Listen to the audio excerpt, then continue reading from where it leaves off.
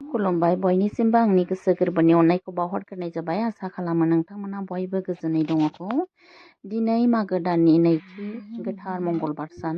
बे गोथार मंगलबार सानाव आङो खैराबारि इउ एन एकाडेमि स्कुलावहाय आं भिडिअ खालामनो ओंखारलांगासिनो दङ। नोंथांमोना आंनि भिडिअखौ नायलांबाय थादो। खुलुमबाय खुलुमबाय खुलुमबाय खुलुमबाय। बे जाबाय खैराबारि इउ एन एकाडेमिनि स्टुडेन्टफोरा बरायनाय।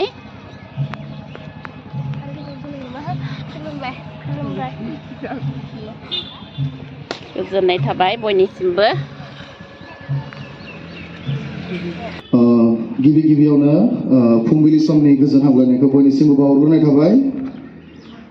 मानगोनां दिनैनि बे खुंगा 19थि बोसोरारि गोथार बाथौ सानखुंथाइ बेजों लाखिनानै जोंहा गिबि हाबाफारि हिसाबै जाथा बिलिरनाय हाबाफारि।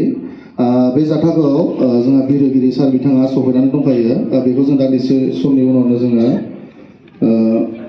बिलिरगोन।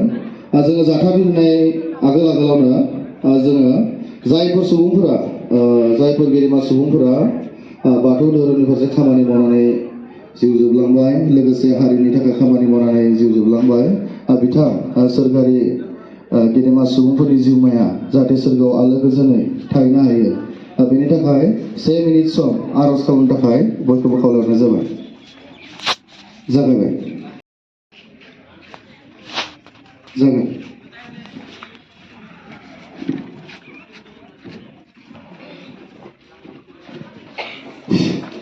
जोंहा गिबि हाबाफारि हिसाबै बाथौनि धोरोम जाथा बिलिरनाय बेखौ जोंहा लिंजानानै लाबोनाय जोंहा फरायसालिनि एसएमसिनि आफादगिरि सार हेम कुमार बसुमतारी बिथां सारखौ दिनैनि बे जाथा बिलिरनाय हाबाफारिखौ मावफुंनानै होनो थाखाय बिथां सारखौ गुरै खावलायनाय जाबाय।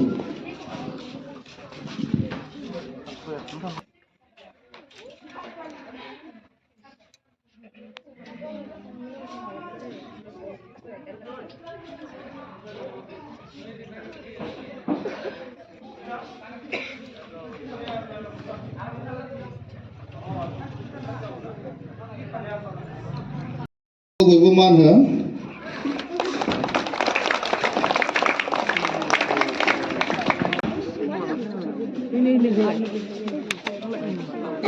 दै मायनि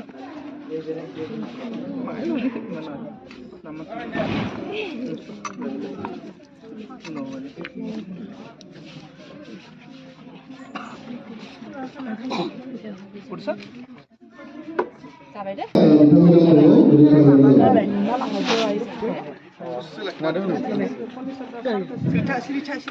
खुलुमबाय। गोजोन फुंबिलिनि गासैनिसिमबो आंनि अननाय आरो सिबिनायखौ बयनिसिमबो जासिहरग्रोबाय। दिनै गोथार नैथि मंगलबार, मागो दाननि नैथि मंगलबार, जोंनि फरायसालिनि 19थि बाथौ फोरबो सानाव आंखौ दंफां गायनो थिननायलाय आङो जेनेबा गायजेननाय हाबाफारिखौ आं मावफुंनानै होनाय जाबाय। दंफांखौ मानो थाखाय नांगौ जोंनो बेखौ बयबो मिथिखागौ। बेनि थाखाय आं जेबो बिनि सोमोन्दै बुंनो सानाखै। जेरैबायदि दंफाङा दालाइ बिलाइ हमनानै गेरेमसा महर लायो, बेबायदिनो जोंनि फरायसालिनि गथ' गथाय फरायसुला फरायसुलिफोरा इयुनाव जाहाथे सोलोंथाइ लानानै बेबायदिनो गेरेमसा महर लानानै जोंनि फरायसालिनि मुं लाखिगोनखौ आसा फारिनानै आं दिनैनि बे दंफां गायनाय हाबाफारिखौ बेखेवनानै होनाय जाबाय।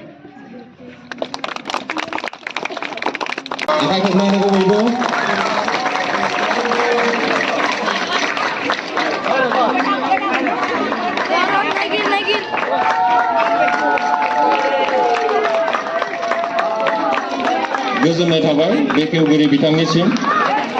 दायो नैबे गिबियावनो खैराबारि इउ एन एकाडेमि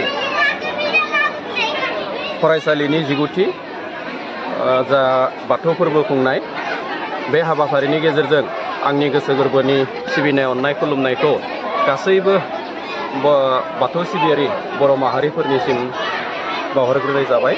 आं दिनै नैबे समाव खैराबारि इउ एन एकाडेमि फरायसालिनि जा माने इन्जुर लेखा बेखेवनाय, बे बेखेवनायखौ आंखौ हरखाबै बिथांमोना खावलायनायलाय आङो बेखेवनानै होनाय जाबाय। आरो बेखौ बेखेवनो मोननानै आं जोबोर गोजोननाय मोन्दों। बिथांमोननिसिम साबायखर बावदों आंखौ बेखेवनानै होनो फिननायनि थाखाय। नैबे समाव जा माने इन्जुर लेखा, बे इन्जुर लेखाया बुंनो थाङोब्ला बेयो मोनसे हारिनि थाखाय मोनसे दलिल। बेयावहाय जोङो मोनसे हारिनिफ्राय मोनसे जायगानिफ्राय जोङो नामदांखा लिरगिरि जोङो सोरजिनो हायो आरो जा फरायफुबाय थानाय नैबे फरायसालिनि जायफोर फरायसुला फरायसुलिमोन बिथांमोना गावबा गावनि रोंगौथिखौ लिरनायनि गेजेरजों बे इन्जुर लेखायाव सेबखांनानै गावबा गावनि रोंगौथिखौ देखायनो हायो आरो इयुनाव साफा मोजां लिरगिरि जाहैनो हायो, साफा हारिनि मोजां दैदेनगिरि जाहैनो हायो। आं नैबे बाथौ फोरबोनि गेजेरजों बेखौनो मिजिंथिगोन जाहाथे नैबेबादि हाबाफारिखौ जा इन्जुर लेखा बेखौ जाहाथे फरायसालिया लाखिलांबाय थायो। आरोबाव बे इन्जुर लेखानि गेजेरजों जाहाथे जोंनि नैबे फरायसालिनिफ्राय मोजां लिरगिरि, खन्थाइगिरि, रायथाइगिरि, सल'गिरि आरोबाव मोजां दैदेनगिरि जाहैनो हागोन। आं बेखौनो दिनैनि जा बाथौ फोरबो बेनि गेजेरजों आफा इसोर बोराइ बाथौनि सेराव आंनिफ्राय आर'ज थागोन जाहाथे जोंनि फरायसुला फरायसुलिमोना साफा मोजां राफोद लिरगिरि दैदेनगिरि जाहैनो हायो। गोजोन्थों।